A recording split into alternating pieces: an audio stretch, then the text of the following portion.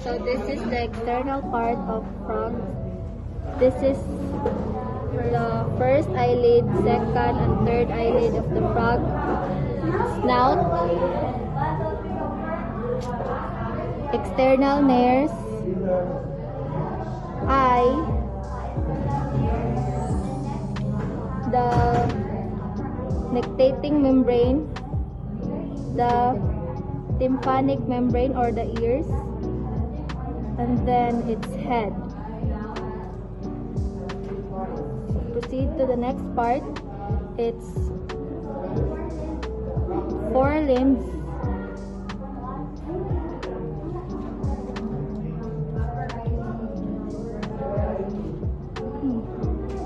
manos, the digits,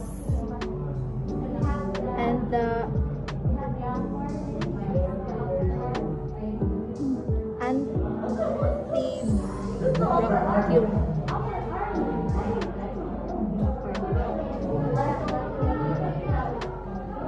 Next, the trunk,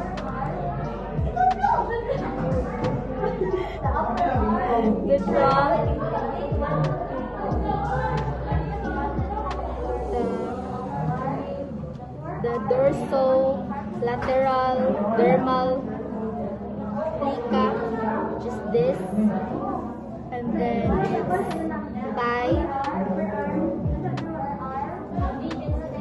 the hind limb, the anus,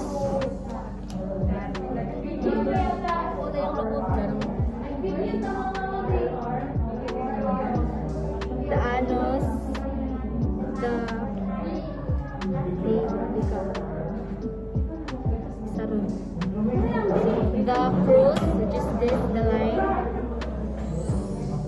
the pes,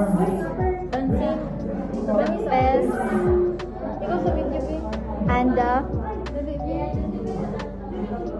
os.